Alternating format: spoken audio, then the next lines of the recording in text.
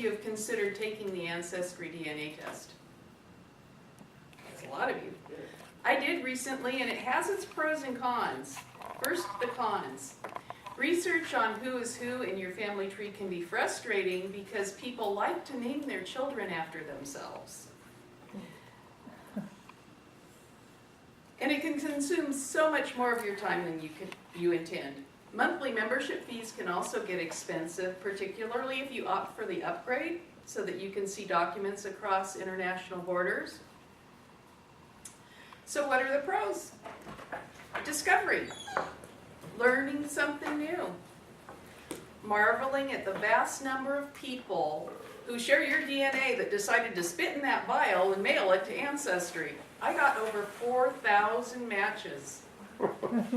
You can get health-related information too, which may be useful. However, for me, the best part of the experience was piecing together and imagining the stories behind the names on the documents. It's like writing your own historical fiction. I've never been all that interested in genealogy. My mom, who's 91, however, has been studying our family history for decades. We have a lot of information about most of our family. My first ancestor to come to America was Henry Campbell.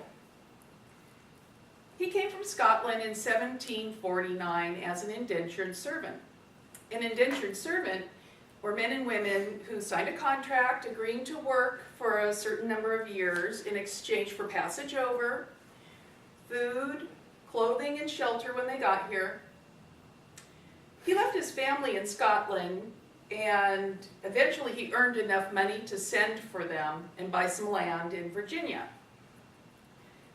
A lot of Scots came over during this time. 1749 was right after the last Jacobite uprising.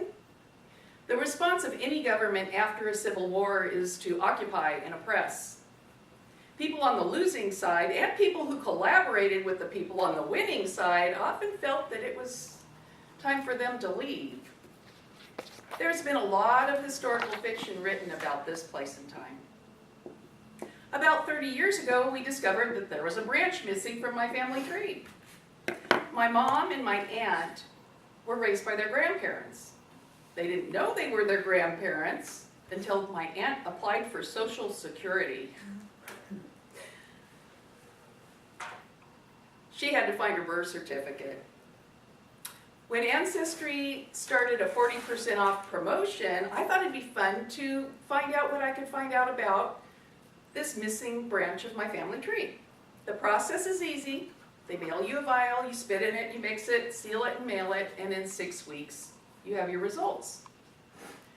There were many DNA matches listed for me, but the first one at the top, rated high certainty, was a woman with the same last name that was on my mom's birth certificate. It was spelled differently, but phonetically it was the same.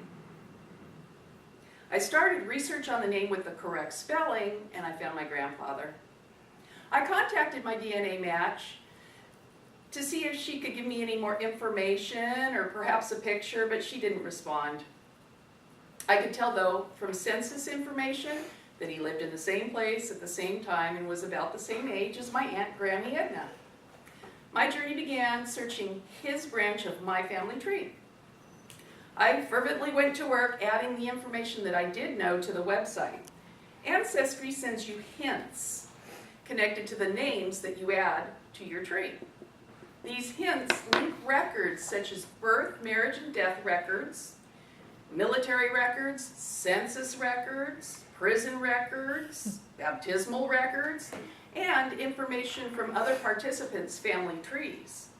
There were hundreds of these hints, and every time you confirm or add another person to your tree, you get more hints. It's like a jigsaw puzzle that's never complete.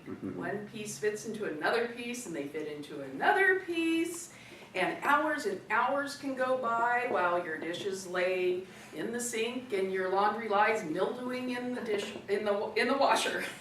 It was worse than when I found Pinterest. Yeah. When I finally came up for air, I had traced that branch back to the early 1600s, 11 generations.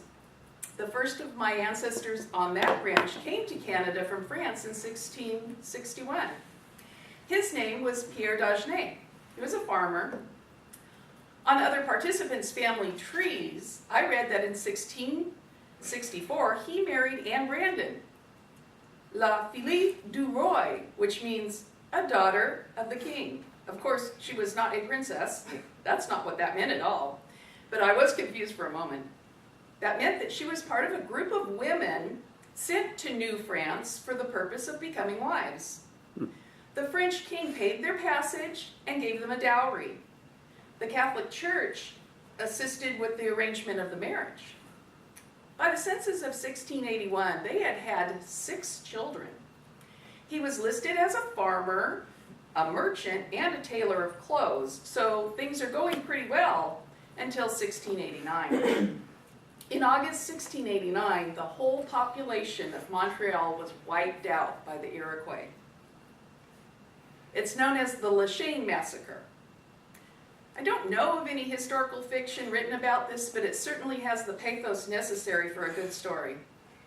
So far as I can tell, only the oldest daughter, Francois, and my ancestor Pierre Jr. lived from that family. Because my mom is so into genealogy, I thought she'd be interested in what I found, but I didn't get the reaction I was hoping for. I guess some things are better left alone. That kind of ended the fascination for me.